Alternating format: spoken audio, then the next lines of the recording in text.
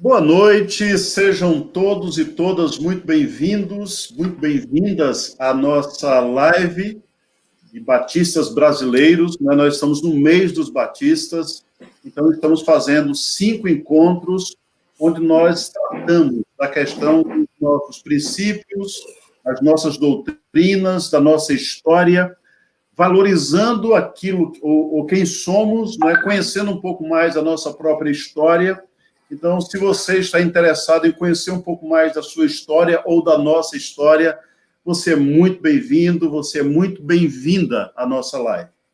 Hoje nós temos o prazer de receber aqui o pastor Edivar Jimenez, conhecido dos batistas baianos, foi presidente da nossa convenção, foi reeleito presidente da nossa convenção, foi pastor da Igreja Batista da Graça, hoje está no campo pernambucano, professor do SEC, pastor da Igreja Batista Casa Forte e é secretário-geral interino há 14 meses da Convenção Batista Pernambucana. Edivar, é um prazer recebê-lo. Os batistas baianos têm grande alegria em reencontrar com você essa noite. E o tema que nós convidamos o Edivar para falar é sobre a separação entre igreja e Estado, que é um dos nossos princípios. Então, é fundamental que a gente conheça mais sobre isso, especialmente nesses tempos que nós estamos vivendo, onde alguns gostariam, Edivar, de viver uma teocracia. E o interessante é que esse pessoal que quer a teocracia transformam a sua ideologia em voz de Deus. Então, a partir daí, eles vão fazer um governo de um Deus que é a sua ideologia. Eles vão atribuir falas a Deus, vão se manifestar como representantes de Deus, e, em tese, essa será a teocracia. Os batistas, por conta até do seu surgimento, numa Inglaterra onde igreja e Estado eram siameses, e onde, embora houvesse liberdade religiosa, mas alguns eram mais livres do que outros. Então, os batistas, se sentindo cidadãos de segunda classe, eu não sei se por conta disso ou porque já estava na cabeça dos seus fundadores, vamos estabelecer alguns dos líderes como fundadores, se eles já pensavam assim, então eles se revoltam contra isso e dizem que Estado e Igreja têm campos distintos de atuação. E por conta disso, já no nascedor, no documento, ou nos documentos fundantes, fica estabelecido que Estado e Igreja têm que ter uma relação separada, de respeito um ao outro, mas separadas. Então, eu queria que você nos falasse um pouco sobre essa questão da separação entre Igreja e Estado. E, se não for pedir demais, uma das coisas que eu gostaria que ficasse claro para a gente é se o Estado tem que ser laico e qual seria a diferença entre a laicidade do Estado e termos um Estado ateu, que são coisas, do meu ponto de vista, distintas. Nós não queremos um Estado ateu, nós queremos um Estado absolutamente laico. Mais uma vez, Edivar, seja muito bem-vindo. Nós, batistas baianos, estamos felizes em tê-lo essa noite para nos falar. A palavra é sua, muitíssimo obrigado por aceitar o convite. O privilégio é meu. Eu acho que a sua pergunta eu vou deixar para o final, porque assim as pessoas já ficaram curiosas pela resposta,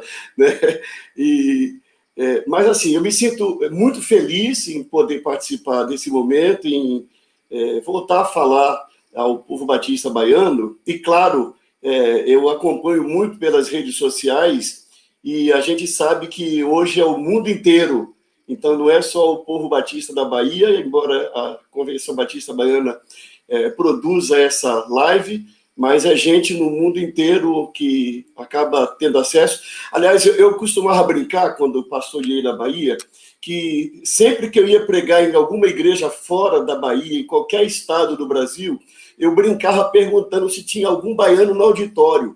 E era difícil não encontrar, não é? Então, quando a gente fala aqui, falando ao povo batista baiano, é praticamente no Brasil inteiro e fora do Brasil, e eu me sinto muito feliz, muito feliz. A minha passagem pela Bahia foi uma bênção para a minha vida, foi uma escola, eu aprendi na Convenção Batista Baiana e estou aplicando um pouco disso aqui na Convenção Batista de Pernambuco. Esse tema ele precisa ser realmente objeto da nossa reflexão. Inclusive, o que leva, primeiramente, eu até gostaria de falar um pouco sobre o princípio que antecede a esse princípio da separação, que é o que gera, que é a questão da liberdade, não é? Então, eu gostaria de citar aqui, inicialmente, para a gente fazer uma distinção, tem um autor que eu gostei muito de ler, na área de administração, chamado Gestão Estratégica Fácil. Esse autor, Gestão Estratégica Fácil, não estou ganhando nada dele, mas lá no meio do seu livro, ele faz uma distinção entre princípios e valores, que eu acho que é uma coisa muito interessante. E eu acho que é fundamental que isso fique muito claro, porque a definição dele é precisa, na minha percepção. Ele diz assim, princípios são aqueles pontos e tópicos os quais a organização não está disposta a mudar, aconteça o que acontecer. Eu acho bem interessante. Ele diz assim, em alguns casos, podem vir expressos como uma carta de princípios, um credo, uma profissão de fé, declarando quais são as crenças básicas da organização. Outras organizações criam um código de ética, declarando aquilo que é considerado aceitável e aquilo que não é admissível naquela casa. Então, ele diz que princípio é aquilo que a gente não vai mudar, que a gente entende que é um pilar. Quanto aos princípios, ele diz, podemos afirmar que não há meio termo. Ou são respeitados plenamente, ou estão sendo vedados. Para fortalecer a ideia da questão dos princípios, eles devem ser respeitados, mesmo que ao se fazer isso, a organização tenha de incorrer em perdas. Observe, um princípio é tão importante que mesmo que a organização tenha algum prejuízo, ela não abre mão dele. E ele termina essa definição dizendo, caso se admita a possibilidade contrária, o ponto em questão já não seria um princípio. Seria apenas uma política, uma conveniência, um capricho, ou um costume de casa. Então, eu acho interessante essa palavra preliminarmente, para a gente entender, primeiramente, que a gente está lidando com algo que é muito precioso. A segunda palavra que eu considero importante dizer é que nós temos dezenas de princípios, mas alguns estudiosos, eles pesquisaram e selecionaram 6 ou 7 que estão presentes em quase todas as igrejas batistas e estão presentes em diversos tempos da história dos batistas.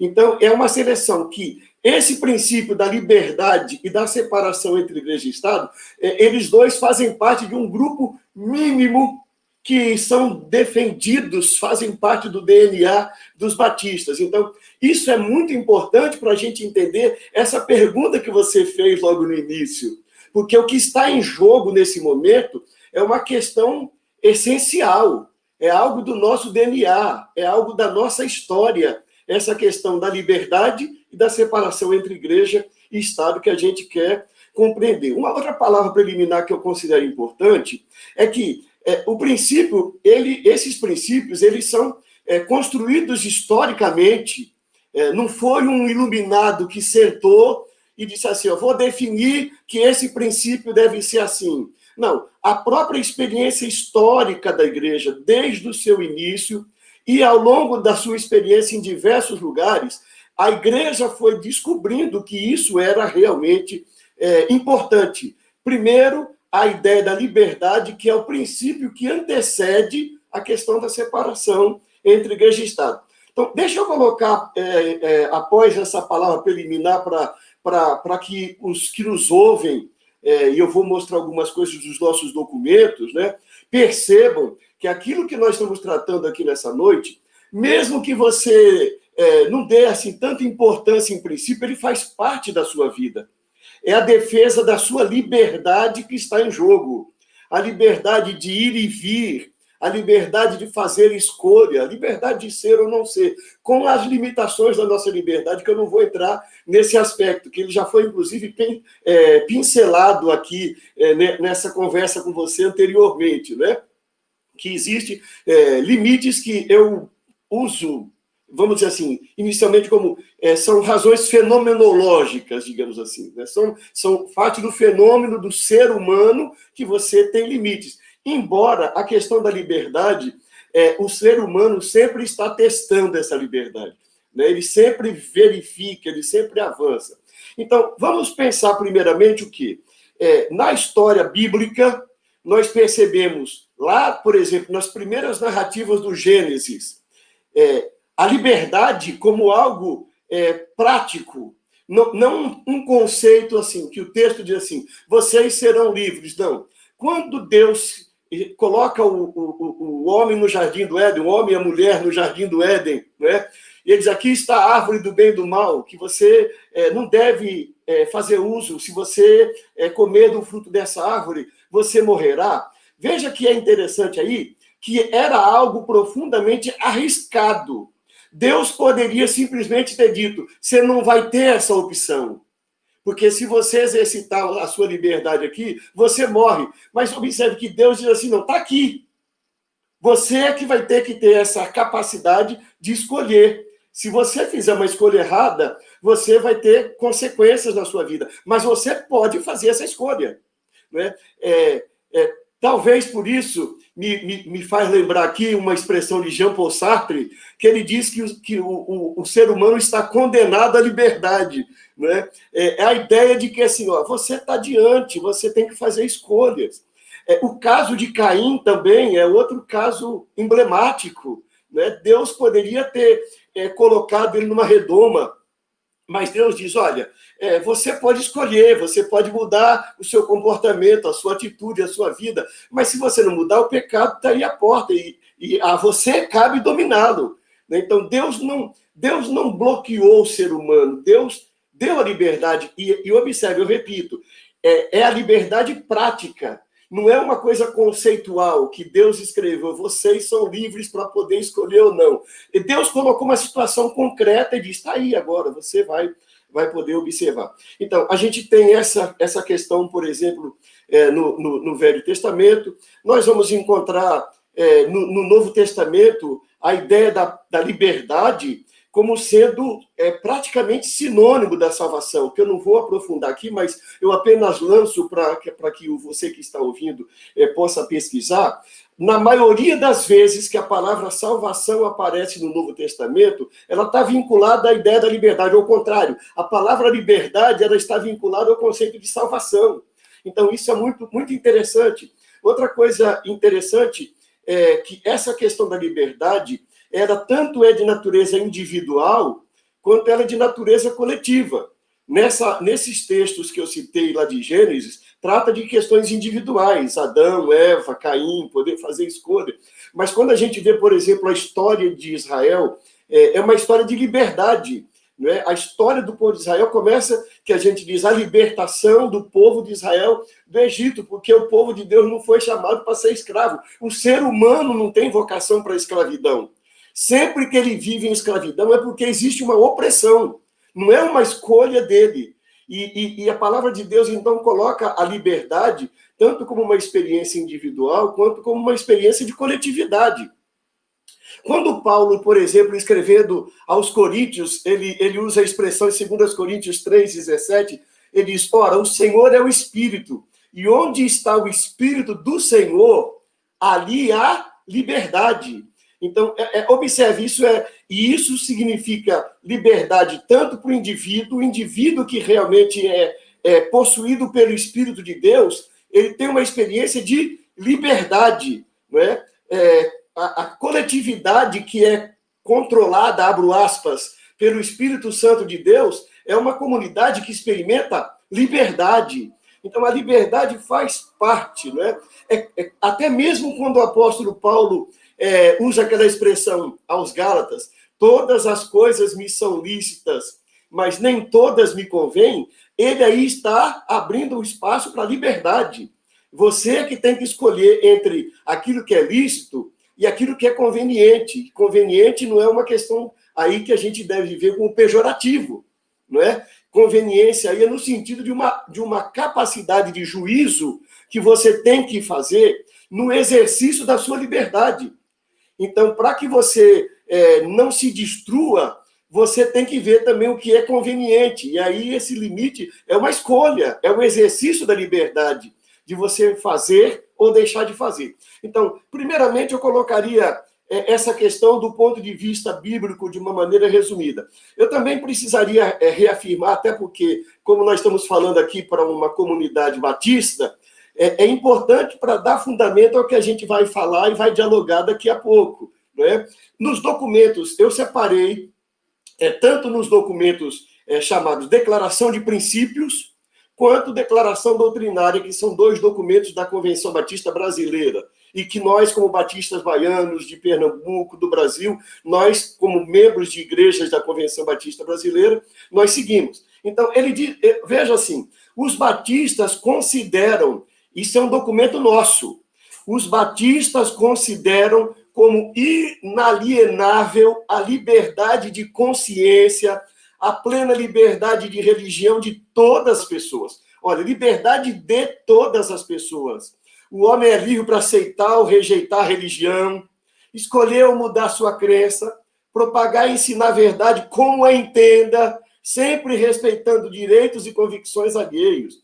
Aqui está a base da separação igreja-estado. É o direito que a pessoa tem de escolher a sua religião. A pessoa de escolher crer e escolher não crer. Né? Declaração do documento batista. De propagar e ensinar a verdade como a entenda.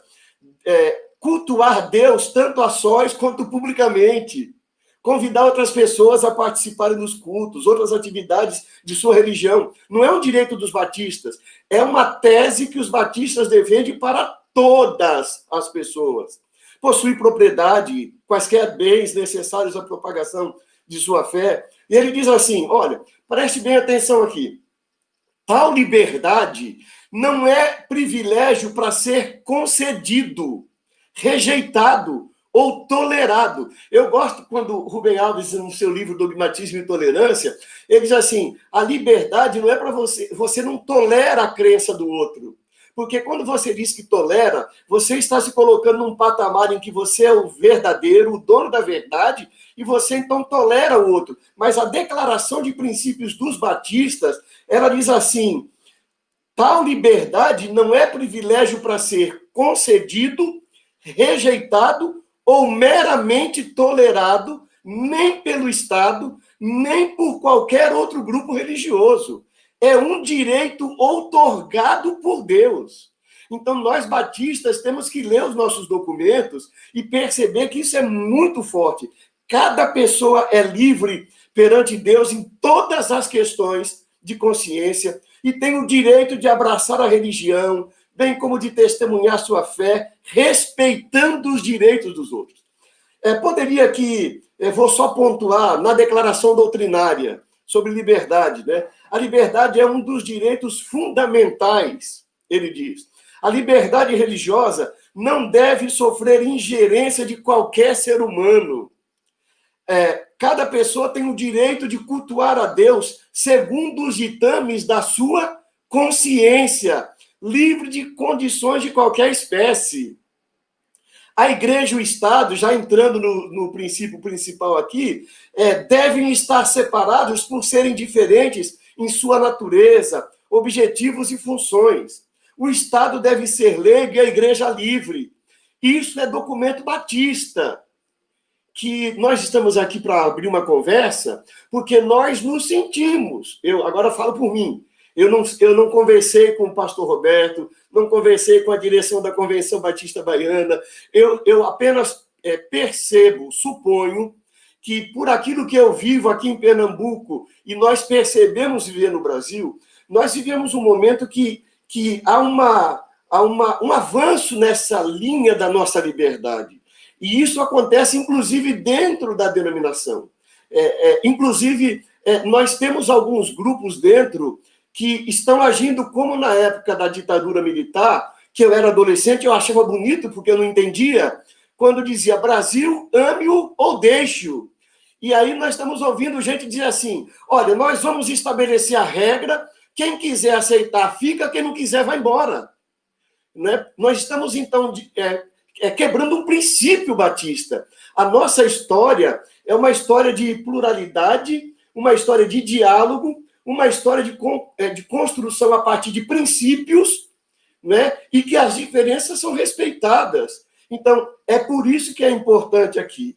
Também na questão dos documentos batistas, quando fala da igreja, eu vou fazer uma inversão aqui na minha lógica, que você não sabia e vocês não sabiam, mas eu vou fazer aqui. É importante, antes de entrar na questão dessa questão histórica, especificamente da natureza da igreja, que eu acho que é importante, no final eu quero colocar isso, é a gente perceber assim, embora nós tenhamos esses textos bíblicos, a construção disso, ela se dá formalmente a partir do século XVII para nós, com força, ela começa a ganhar força, quando os primeiros batistas começam a surgir, o pastor Roberto já colocou isso inicialmente, que nós precisamos entender que havia uma igreja.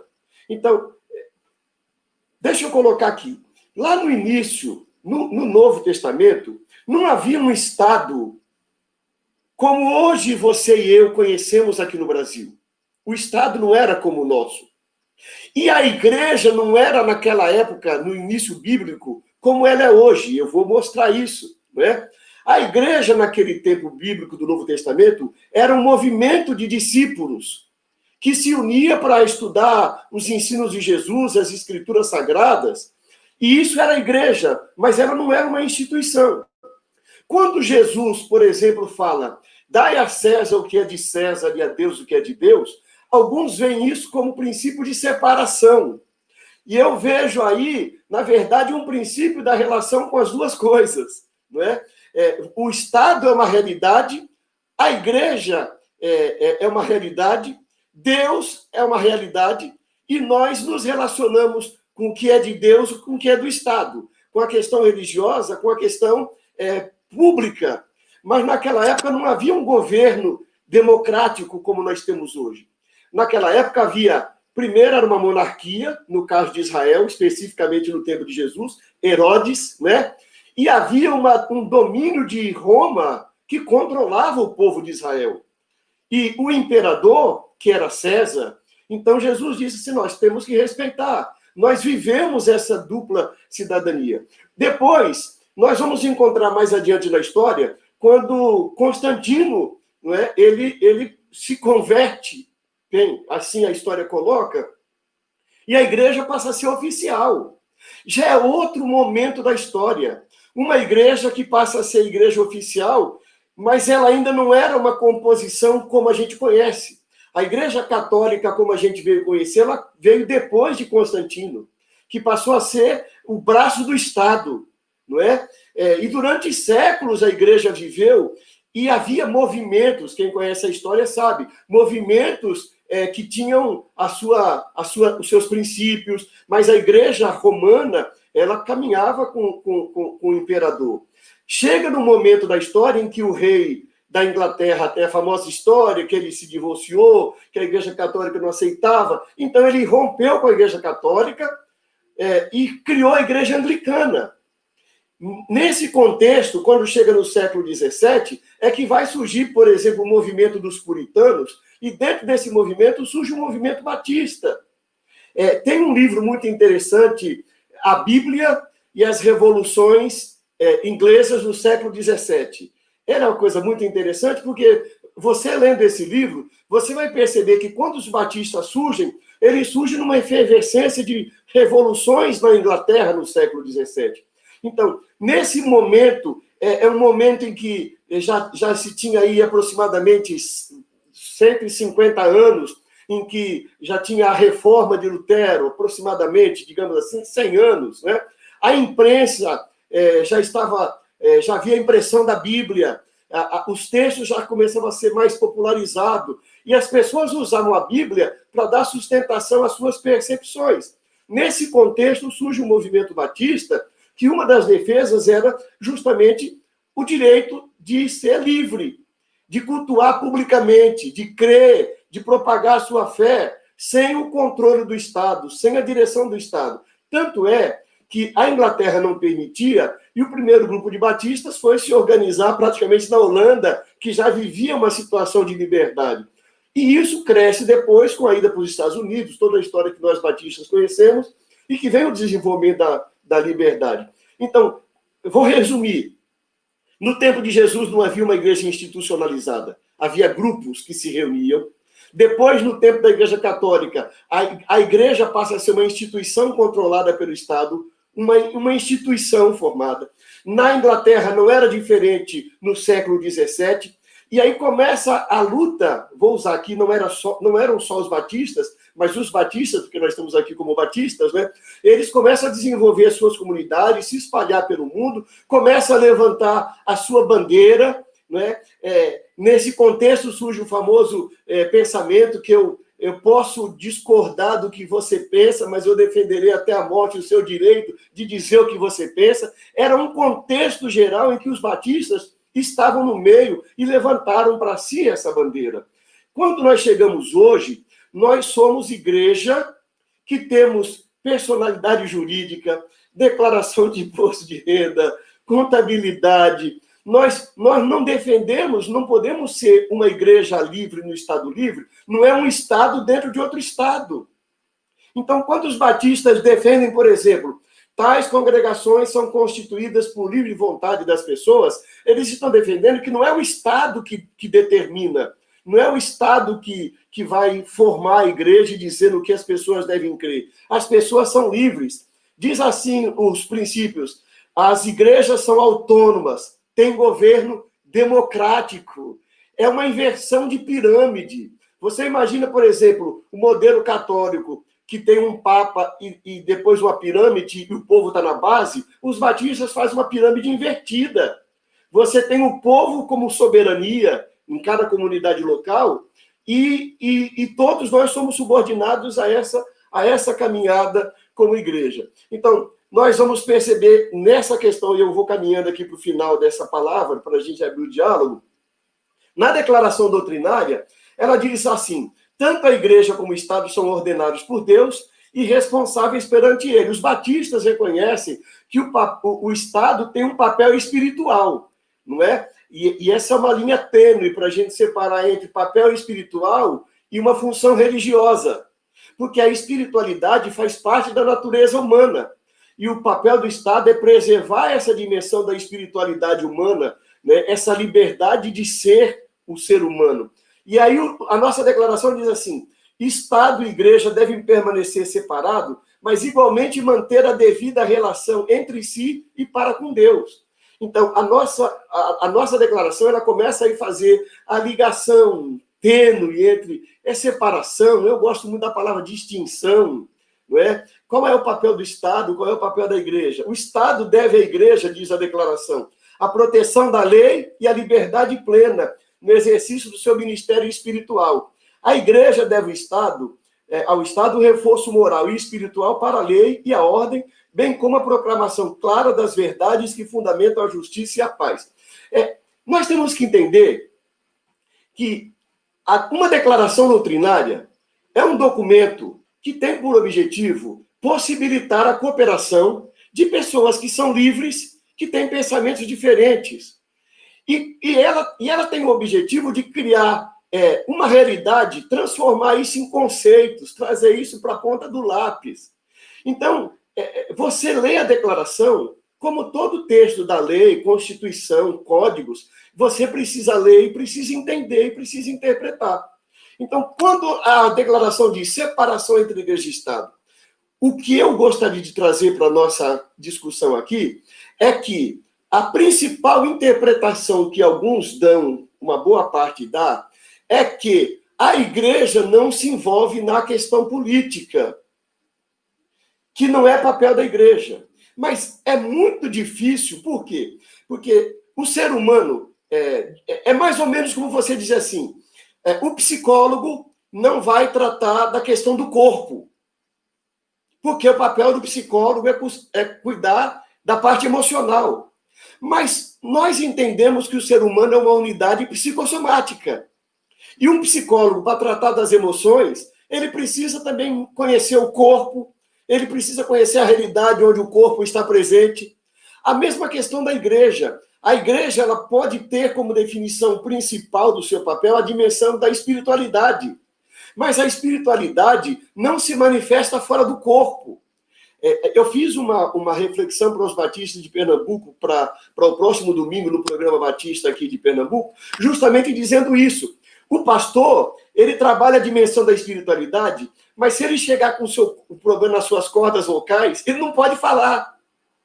Se ele tiver dificuldade de se locomover para o culto, ele não vai poder falar de espiritualidade. Se ele estiver endividado, né, preocupado com a sua vida financeira, ele não vai ter tranquilidade para falar de questões da espiritualidade. E o coral que canta hinos bonitos para a gente na igreja, se a pessoa tiver com uma enfermidade no ouvido, ela não vai conseguir cantar em coral, porque ela não consegue ouvir o outro. O que eu quero dizer com isso é que a gente diferencia didaticamente a finalidade, mas não tem como você separar. Eu queria colocar uma experiência. O meu tempo de seminário, a legislação brasileira em relação às igrejas era bem diferente do que hoje. Então, quando eu estudei administração eclesiástica, o professor ensinava alguma coisa de regras parlamentares, como fazer uma cerimônia fúnebre, como fazer uma cerimônia de batismo, como fazer... Quando eu saí do seminário, que o Brasil entra numa fase também de democracia, que a legislação começa a ser modificada, hoje a administração eclesiástica significa você entender, de pelo menos saber de contabilidade, de impostos, de patrimônio construído com alvará. É tanta da lei que você tem que administrar diferente. Então, não há como você separar a igreja do Estado. O que eu diria assim, esse outro aspecto que eu considero importante, é que o princípio da liberdade, a palavra liberdade, ela é essencialmente de natureza política, e o princípio de separação entre igreja e Estado é um princípio de natureza política. Eram pessoas que queriam ter a liberdade para exercer a sua fé, e um Estado que queria controlar a fé das pessoas. Para conquistar essa liberdade, existia um embate político. Não foi por acaso que os primeiros batistas foram para a Holanda, porque eles foram para onde já havia espaço político para exercer a sua liberdade de fé. Quando eles vão para os Estados Unidos e formam comunidades, eles formam com uma concepção política diferente. E a separação entre igreja e Estado, portanto, ela é uma separação para dizer assim, eu tenho liberdade, eu não quero ninguém gerenciando a minha fé, eu quero ter liberdade de me juntar com pessoas. Mas não é uma igreja que é soberana dentro de um Estado. A liberdade da igreja dentro do Estado, ela vai até o limite em que aquilo que ela quer fazer e aquilo que ela quer dizer não é prejudicial ao interesse de toda uma coletividade. E nós temos que entender, portanto, que a igreja é livre, mas o Estado ele tem poder para dizer, você é livre, mas você não é livre para ofender as pessoas. Você é livre, mas você não é livre para condenar a religião do outro. Eu fui pastor 12 anos em Salvador, que é a cidade mais negra fora da África, não é? E nós sabemos dos dilemas que essa parcela, que, se eu não estou enganado, 70% a 80% da população, não é? Sofreu na sua questão religiosa. Então, uma vez, logo que eu cheguei em Salvador, uma pessoa que era jornalista de uma emissora de televisão da cidade perguntou para mim, o que é que o senhor acha daquelas imagens que tem lá no Dique do Tororó? Eu disse, nós estamos no estado que tem Rua São Pedro, Rua São João, não é? Nós temos tantos símbolos religiosos cristãos. Então, esse é um direito, é a liberdade. Nós temos que respeitar. Agora, onde é que vai o limite dessa liberdade? É quando você está começando a prejudicar a vida da coletividade. Então, o Estado ele tem que ter esse papel. Qual é o nosso problema? O nosso problema, e aí eu vou terminar com esse ponto para a gente dialogar, o nosso problema é quando quem ocupa os cargos do Estado seja no município, seja no estado, seja no país, entende que deve impor a sua maneira de crer sobre todas as pessoas. E isso não é possível. Isso seria um Estado teocrático, disfarçado. E nós queremos ter um Estado que respeita a liberdade. A declaração doutrinária fala de um Estado que ele tem um papel diante de Deus. A minha compreensão é que um Estado laico não é um Estado ateu. É um Estado que é capaz de respeitar os ateus, mas é também capaz de respeitar todas as expressões de fé que fazem parte da sua comunidade. E como é que a gente convive em sociedade se é dessa maneira? É o diálogo. A palavra-chave no meu modo de ver é o diálogo. Assim funciona numa igreja batista. Observe, quando um pastor assume um pastorado, que ele quer colocar a sua vontade, gera problema. Ele precisa se abrir ao diálogo. E no diálogo você tem que ceder, você vai aqui, você tem seus limites, né? Eu gosto muito da fábula que foi contada por Schopenhauer, e eu quero terminar essa minha fala com essa fábula, né? A fábula que conta que, numa manhã fria de inverno, os porcos espinhos, para se proteger do frio, se aproximavam, para se aquecer. Quando eles se aproximavam, eles se espinhavam.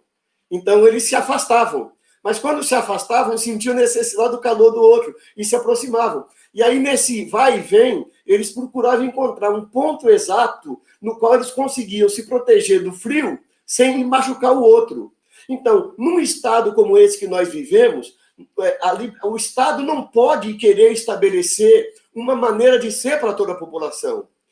A democracia também não é uma ditadura da maioria, não é? Mas é um Estado em que as pessoas entram num processo de diálogo, em que elas procuram encontrar qual é esse ponto. A igreja, eu vou dizer uma coisa aqui que alguns se assustam. Eu não sou, embora eu entenda que a igreja tem imunidade de alguns impostos, porque ela tem um papel social, mas, a rigor, seria muito bom que ninguém tivesse imunidade e que o Estado fosse um Estado justo na divisão e no uso do dinheiro para todo mundo. Não é? Mas nós sabemos que existe o Estado, existe a lei, e a igreja não é uma instituição que tem poder sobre o Estado, nem o Estado sobre a lei, mas existe um ponto de comunicação.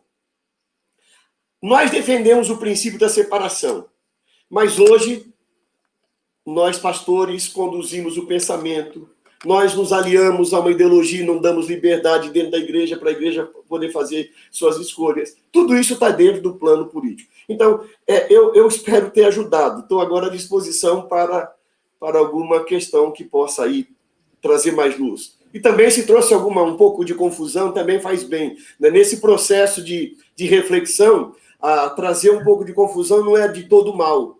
Vai levar a gente para o travesseiro, pensar, refletir. Eu não concordei com isso, mas eu vou refletir, vou pensar, e acho que esse é um papel também nosso nesse momento.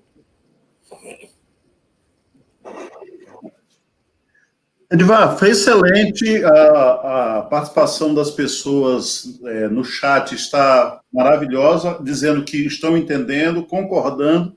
Evidentemente que há discordâncias, e isso é que faz o ser batista ser maravilhoso.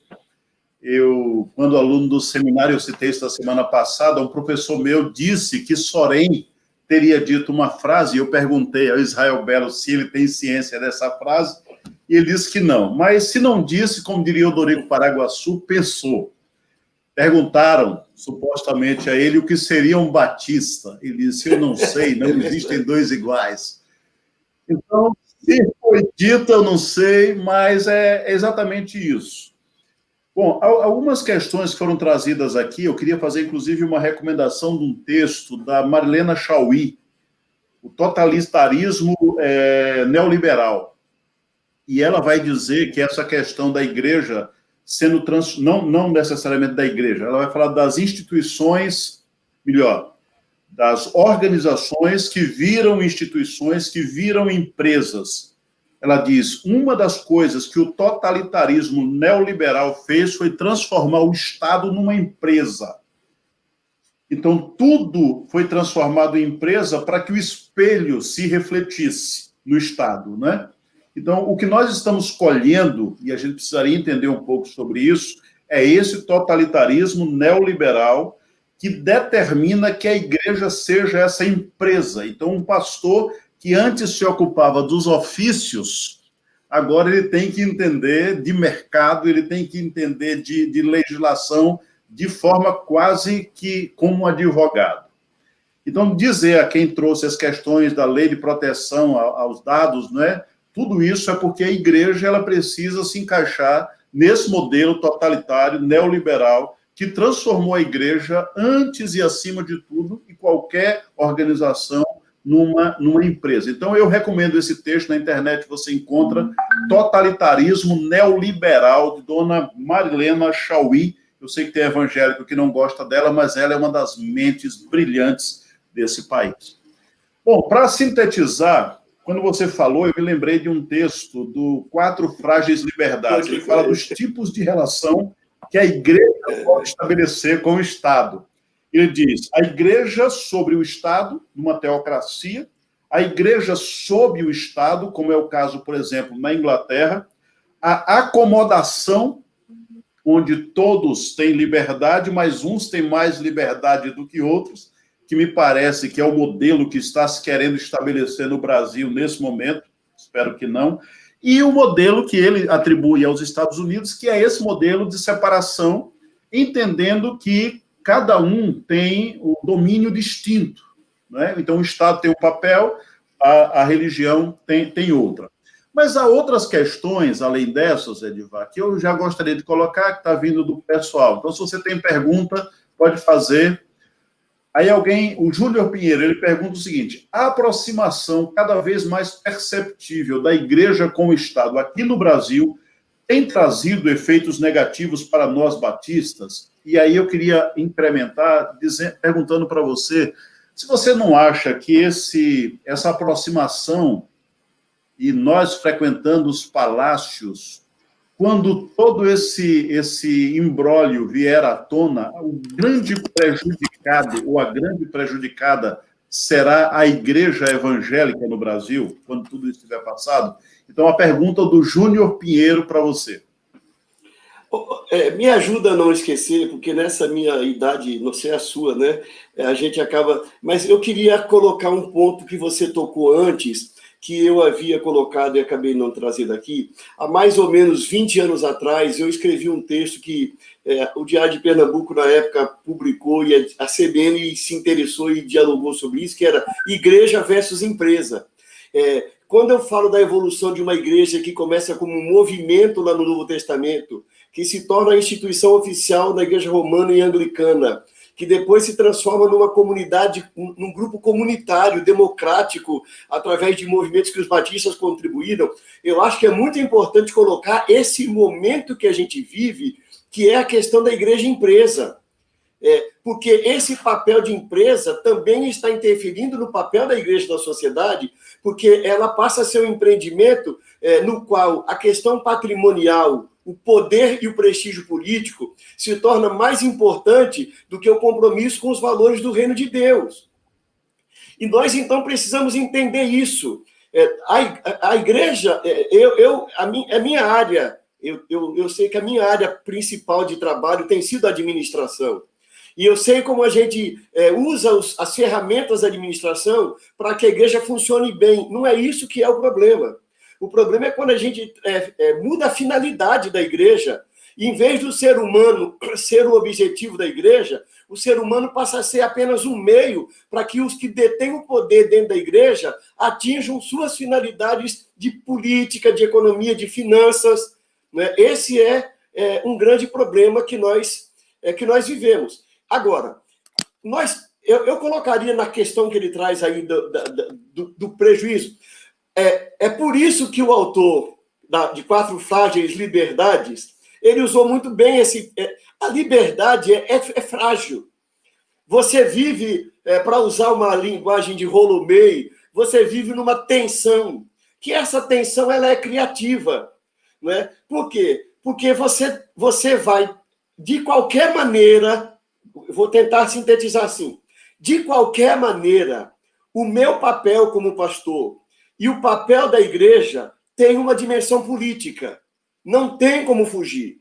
O que você vai escolher é se você faz a política da participação, primeiro, ou se você faz a política da omissão. Se você decide não participar, você está fazendo a política da não participação ou da omissão. Mas é uma política. Essa é a primeira questão.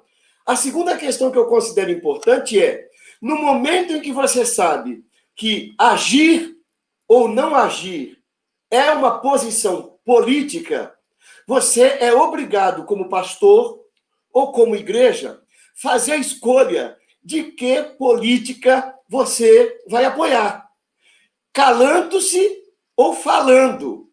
Então, se isso não estiver claro na nossa cabeça, o problema é que o nosso silêncio pode favorecer valores que não são do reino de Deus.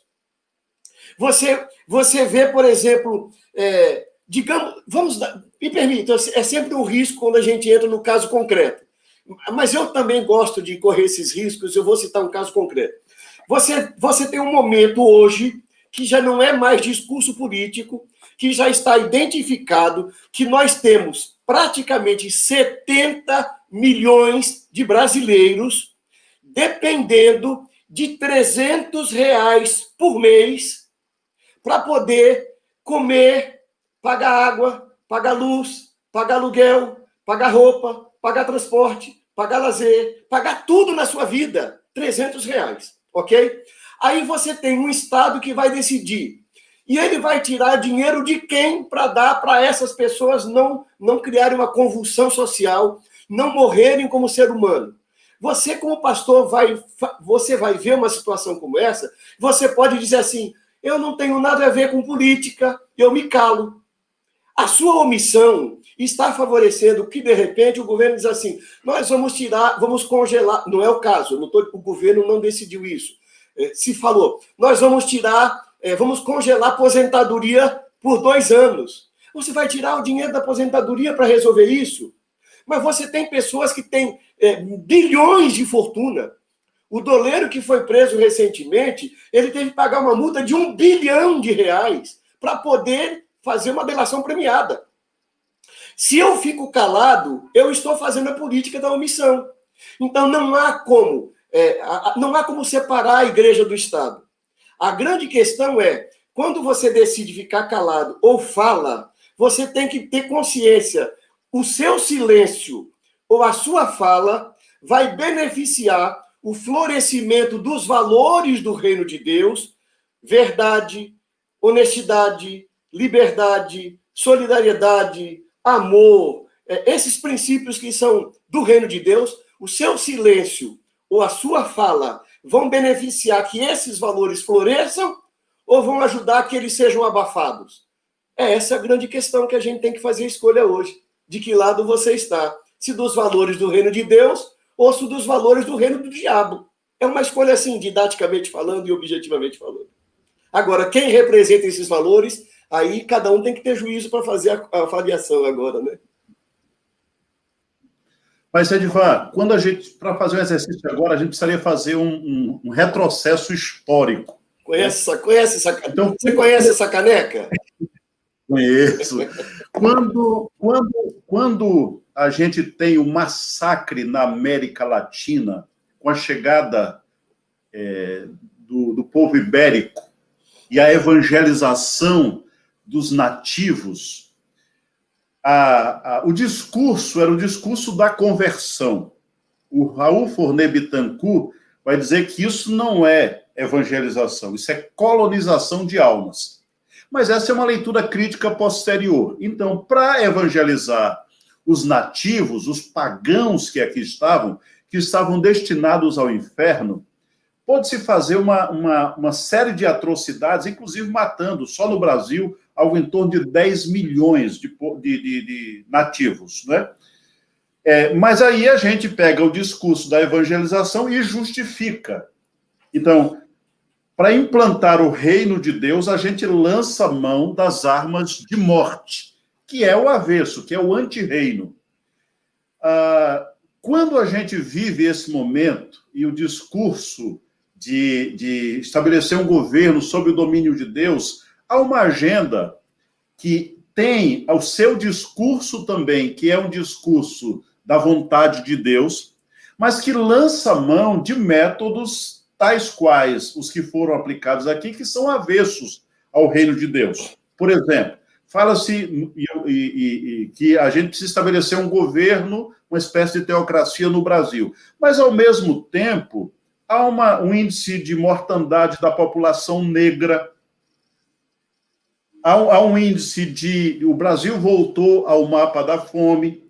Então, embora o discurso seja de que Deus vai assumir, porque nós não teremos mais problema com o aborto, nós não teremos mais determinados problemas da agenda moral, que algumas pessoas pegaram e que estão colocando como sendo a coisa mais importante.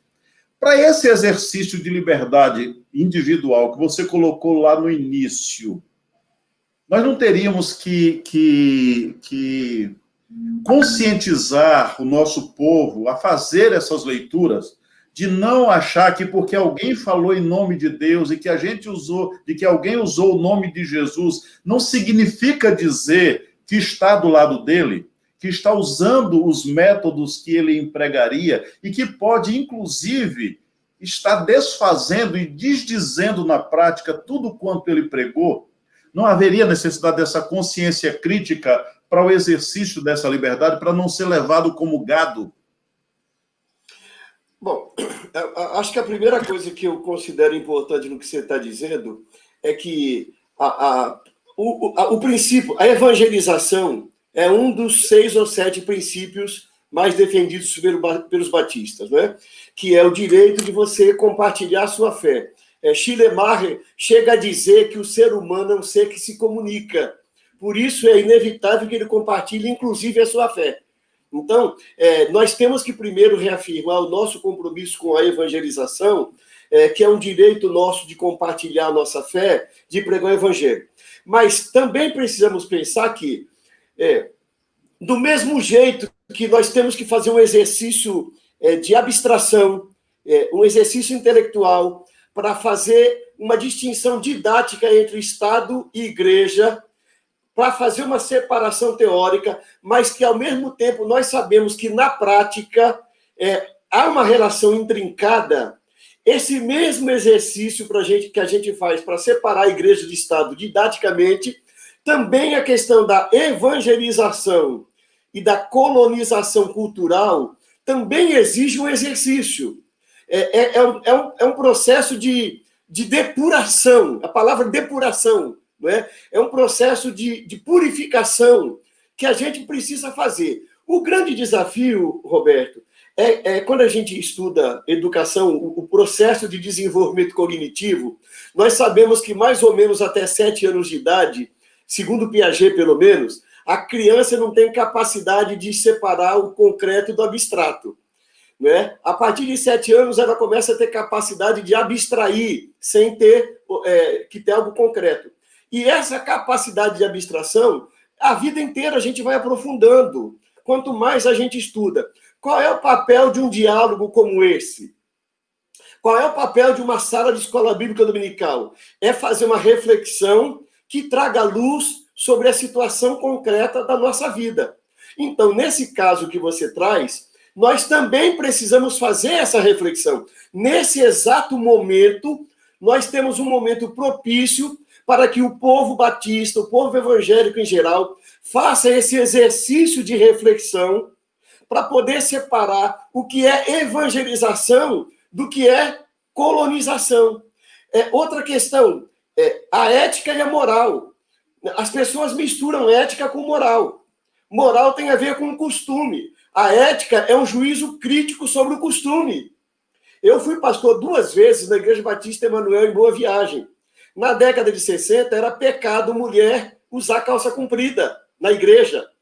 Aí tinha muito maruim perto da igreja, naquela época em Boa Viagem ainda não tinha um bairro grande como é hoje, e as irmãs disseram para o pastor Charles, pastor, a gente não vai poder vir aqui à igreja à noite, porque os maruins estão pinicando as nossas pernas, né? Só se o senhor permitir que a gente venha de calça comprida. Aí o pastor autorizou, a igreja passou a ter fama de liberal, porque a igreja permitia. Mas olha, a igreja fez uma reflexão e existe um costume. existia uma moral que mulher não podia usar calça comprida.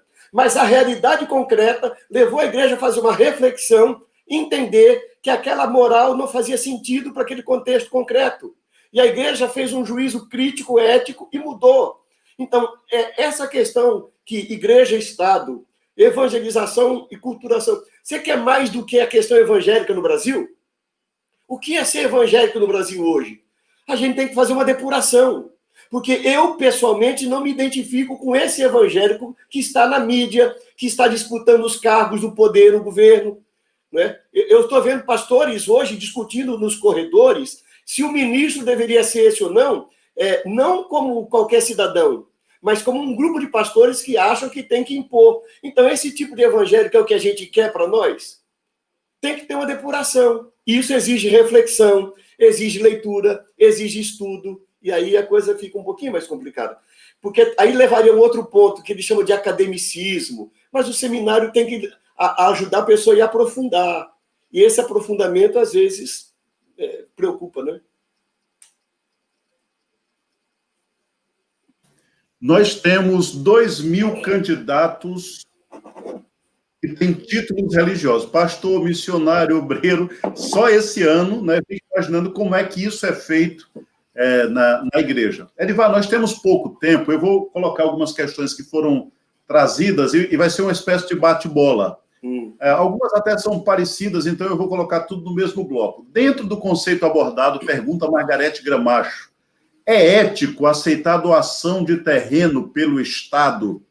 O Helder Magalhães fala como é que fica a questão de receber dinheiro para celebrar o Dia do Evangélico, coisa que tem sido muito comum em muitas cidades do Brasil. Então, como é que fica, de acordo com o que nós estamos abordando até aqui, esse tipo de relação financeira ou de dependência econômica do Estado, ou de partido político, ou de governo?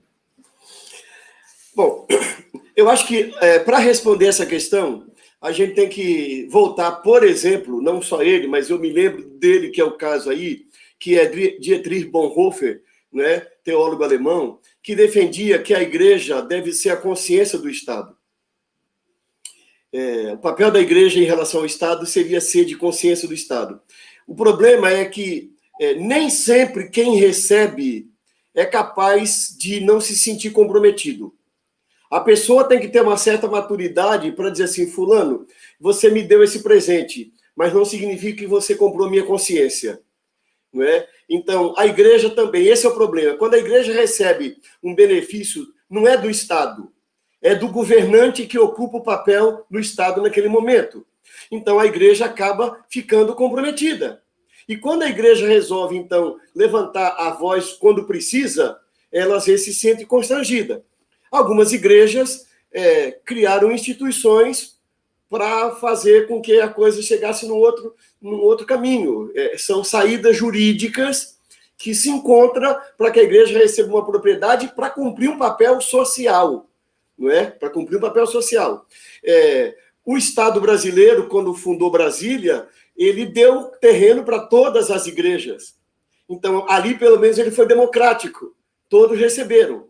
Agora, quem recebeu precisaria ter consciência que não está sendo comprado. E esse é o grande problema de receber alguma coisa do Estado. É o problema de você ficar comprometido. Né? Eu participei de uma live um tempo desses aí, que a discussão era o pastor recebeu ou não recebeu um título de cidadão de uma cidade. Né? Eu recebi em Salvador e me sinto muito honrado. Mas eu não posso vender a minha consciência para quem propôs o título de cidadão. Então, isso é uma coisa muito tênue. Eu sou um defensor, aí é uma questão pessoal, de que a gente deve trabalhar para conquistar as nossas coisas como igreja, e conquistando a gente mantém a nossa liberdade. Isso não é só com o Estado. Nós não temos isso dentro da igreja local, com determinados irmãos que dão dízimo muito grande e acham que por isso podem controlar a igreja, controlar o pastor da igreja. E o pastor é que tem que ter autonomia para dizer assim, ó, muito bom, maravilhoso o seu dízimo, mas o seu dízimo não está comprando a minha consciência, nem comprando a igreja. Se você entende que é esse o objetivo, não dê mais, a gente vai se virar sem o seu dízimo. Então a igreja tem que ter consciência de que receber do Estado sempre, especialmente, não é o Estado, porque no Estado democrático de direito, muda-se os governos. Mas um governo, um prefeito, um vereador, não dá sem esperar alguma coisa em troca. É raro, existe, mas é uma exceção. É exceção. Na política brasileira é uma exceção. Ok. Nesse caso, via de regra, você também vai ter o processo que você dá entrada, é como se fosse uma concorrência pública, onde você apresenta o seu projeto e, por critérios técnicos e por trazer algum benefício para a sociedade, o Estado financiaria algo que ele, Estado, não pode fazer e que a igreja é capaz de fazer. Esse é o juízo crítico. Eu acho que é interessante um aspecto que você abordou, e se fosse possível você ainda dar uma pincelada a mais, que é a separação entre igreja e Estado não nos desresponsabiliza, nem do ponto de vista da organização, igreja como organização e consciência da sociedade. Não é à toa que Jesus disse que nós somos a luz do mundo, né? Essa referência numa sociedade sem referência. Então, a igreja não pode se esconder tratando de temas somente religiosos, discutindo apenas aspectos litúrgicos e fazendo de conta que eu vou voltar ao tema, a mortandade da população jovem negra não tem nada a ver com ela, que a violência cometida contra a mulher não tem nada a ver com ela, que a corrupção que ocorra neste ou naquele nível de governo não tem nada a ver com ela. Ela precisa ser essa voz para aqueles que não têm voz, para usar o texto de Provérbios 30. Né? Então, fala, abre a tua boca e fala em favor do mudo. Então, nós temos a possibilidade, como comunidade, de ecoar a nossa voz de maneira mais contundente, sem, com isso, ocupar o lugar que é próprio, que é distinto do Estado. Então, separação entre igreja e Estado, seja na perspectiva institucional ou na perspectiva individual, o cidadão, no exercício da sua liberdade, ele pode se envolver, inclusive, política partidariamente. Né? Então, eu queria que você, se possível, aprofundasse um pouco mais essa questão. Aí é interessante a questão do conceito, o conceito igreja. Né? O conceito igreja é bem bacana isso, que a palavra eclésia era uma palavra de natureza política. Não é? O que era a palavra eclésia? Era o povo que saía da sua casa, ia para a praça, se reunir, discutir as coisas da cidade. Essa era a palavra eclésia. Era uma reunião de pessoas para discutir os seus interesses, as suas necessidades. Então, a questão da definição do conceito é bem colocada aí, como também se define assim, a igreja é instituição e a igreja povo. A igreja povo, essa igreja que ela é o sal, que é o fermento, essa igreja que vai para todas as áreas da sociedade, essa igreja que tem uma visão em que todas as áreas da sociedade precisam da luz de Jesus, que precisa desse sal. Essa igreja, ela não é apartidária, no sentido, ela tem um lado, ela quer ver o reino de Deus florescer. Ela não é a religião dela, ela quer ver os valores do reino de Deus. O problema é que a instituição igreja, que tem CNPJ, que tem patrimônio, cujo pastor é chamado para participar de celebrações políticas, com a representação dele fortalecer eleitoralmente algum candidato, esse lado institucional é que cria uma complicação. Então, cada pessoa no seu contexto concreto tem que entender que ela não tem como se separar dessa realidade. Agora, como é que vai se dar isso? Eu, como pastor, a minha igreja, eu chego domingo na minha igreja, como agora, deixa eu dar esse exemplo. Nós temos algumas dezenas de pastores em Pernambuco que a cada dia vão fazer uma reflexão sem conotação partidária ou ideológica para dizer assim, como as políticas públicas da cidade afetam a minha igreja institucional, a falta de segurança, a falta de acessibilidade, a falta de iluminação, e como ela afeta a vida dos membros. Para que a gente reflita que não há como a gente se ausentar nesse momento decisivo. Mas, ao mesmo tempo, dizer assim, a igreja como instituição não é um curral eleitoral que pertence à direita ou pertence à esquerda. Nos Estados Unidos, e eu vivi um período lá, o Partido Republicano se tornou quase que sinônimo de reino de Deus para a maior parte dos batistas. Então, não votar no Partido Republicano significa ser contra o reino de Deus para a cabeça de muitos americanos. E esse que é o problema. A gente tem que entender que, institucionalmente, a igreja não deve se tomar posição partidária, mas a igreja tem que entender que os valores do reino de Deus têm que ser ensinados para que os seus membros adotem posições. E ela, independente da questão partidária, em alguns momentos poderá sim se posicionar diante de questões que são tão claras, que vão além da questão de quem está no governo. Digamos, se a liberdade estivesse sendo ameaçada no Brasil, a Igreja Batista ou as igrejas batistas que defendem a liberdade vão silenciar ou elas vão levantar a sua voz para defender a liberdade? Se o governo começar a fazer... E se elas, Edilson, e se nós batistas formos privilegiados?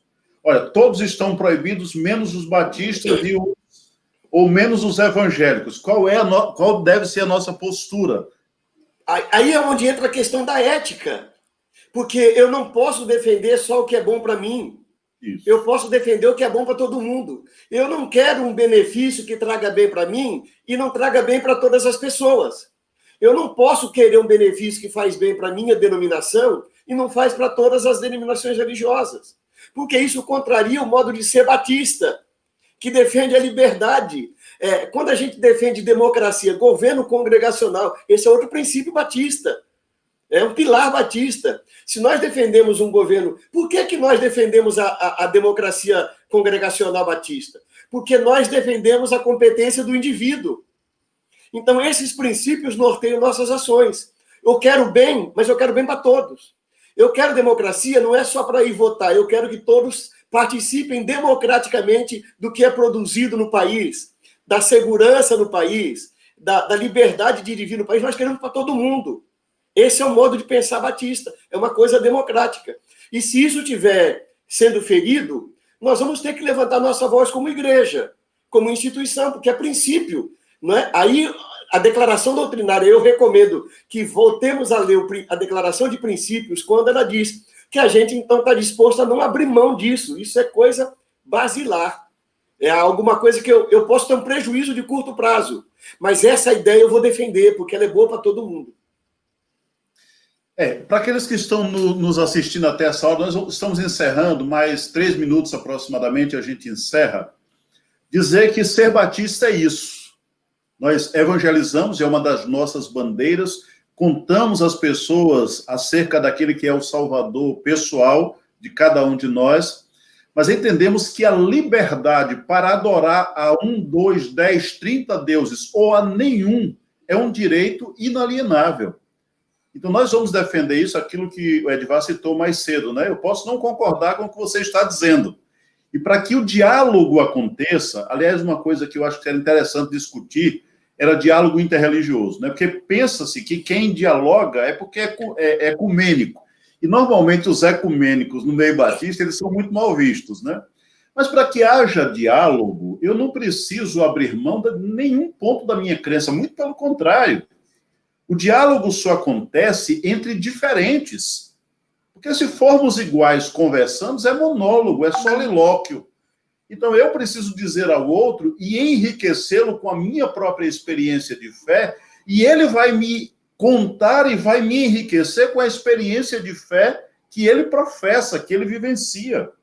Nós vamos sair dali, eu lembro de uma frase do... Me foge o nome dele agora, Raymond Panikkar. Ele diz, eu saí cristão, aí ele diz, eu vivi a experiência do povo hindu, eu vivi a experiência do povo budista, e eu voltei cristão. E ele diz assim, melhor cristão. Eu fui enriquecido pela experiência espiritual dos outros, e eu vi que eu não sou dono de toda a verdade. Então, ser batista é respeitar a diversidade, inclusive religiosa, firmado nas suas próprias convicções, sem abrir mão de nada para agradar a quem quer que seja. Então, é isso que é ser batista, e a gente precisa defender isso com unhas e dentes. Eu sempre ouvi, Edvar, mas isso não é batista. Uma igreja assim não é batista. E, às vezes, a diferença é porque batia palma, dava glória a Deus, ou não batia palma e não dava glória a Deus. o que caracteriza, ou alguns dos aspectos que caracterizam os batistas como um grupo distinto, é esse que nós discutimos hoje à noite. A liberdade individual, o respeito à diferença e separação do Estado, sem que isso nos desresponsabilize de sermos a consciência e a referência numa sociedade que não tem referência. Edivar, muitíssimo obrigado por sua participação e eu queria que você saudasse ou finalizasse a sua participação nessa noite, falando com o público. Tem muita gente aqui, olha, gente de cidades, eu vou falar por cidades que é mais Recife, Ilhéus, Tanque Novo, Salvador, Feira, Água Fria, Barra do Mendes, Cícero Dantas, Quinjingue, Cotegipe, Jaguaquara, Votorantim, em São Paulo, Alagoinhas, Jacobina, Pintadas, Itororó, dentre outras cidades. Então, a sua palavra finalizando, já deixando aqui a nossa gratidão, né, para que você possa estar conosco, quem sabe, em outras oportunidades também, se essas lives continuarem a partir do mês de novembro também. Muitíssimo obrigado por sua participação. Fala, é sua. Eu agradeço o privilégio de poder falar com o povo batista baiano, repito, e a minha palavra que eu deixaria aqui seria justamente porque nós defendemos uma igreja livre dentro de um Estado que tem o seu papel livre, não é? Que nós defendemos a liberdade, é que a palavra-chave hoje, no meu ponto de vista, é a palavra diálogo. É você ser capaz de falar, mas ser capaz de ouvir. Eu gosto muito de um texto de Rubem Alves que fala que o problema é que a escola ensina a gente a falar, mas não ensina a gente a ouvir. E diálogo é a gente aprender a falar o que a gente pensa e ser capaz de ouvir, de entender o que o outro está falando. E essa é a maior necessidade que eu vejo agora para a gente manter esse princípio batista de liberdade e a igreja manter a sua liberdade, é a igreja fomentar o diálogo. Fomentar a capacidade de ouvir, a capacidade de dialogar. Porque dialogando a gente encontra os caminhos que nós precisamos para manter a nossa liberdade. E não permitir que nenhum governo totalitário, seja de direita, seja de esquerda, de qualquer ideologia, venha tirar de nós aquilo que é mais precioso. A liberdade da gente pensar, expressar, dialogar e construir juntos caminhos que sejam bons para todos e não somente para alguns. Eu penso que é isso que eu desejo nesse momento, nesse contexto. Que Deus abençoe muito a sua vida e a Convenção Batista Baiana. Que Deus abençoe muito. Muito feliz por ter estado aqui hoje. Muito obrigado. Obrigado, Edivar. Obrigado. Um abraço, irmã Glaucia. Eu estou vendo que ela está aqui no chat. Então, irmã Glaucia, um abraço, senhora. Deus continue lhe abençoando.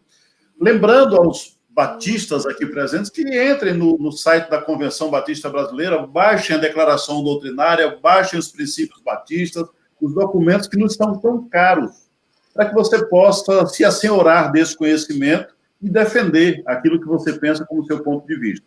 Quero deixar já o convite. Próxima sexta-feira nós estaremos recebendo o professor, pastor Carlos César Novaes.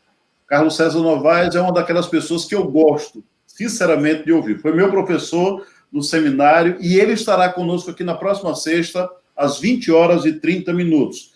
Se você sabe de alguém que precisa assistir essa live, precisa saber o que foi discutido aqui, nós vamos ter um link depois lá no YouTube, você pode rever, pode passar para as pessoas quantas vezes elas quiserem assistir e até, de repente, escrever alguma coisa criticando aquilo que nós falamos aqui. É um direito batista que eu creio que Edivar não tem nenhuma restrição, eu também não. Então, se quiser fazer crítica, inclusive discordando daquilo que nós dissemos, é um direito seu. Edivar, mais uma vez, obrigado. Boa noite a você. Sim, o pessoal aqui de Cruz das Almas pediu para lembrar que eles também estavam aqui presentes, e o pessoal de Ubatã, antes que eu me esqueça, Ubatã e Cruz das Almas. Um abraço a todos, a todas. Edivar, mais uma vez, muitíssimo obrigado. E até sexta-feira que vem, se Deus nos permitir. Um abraço. Um abraço.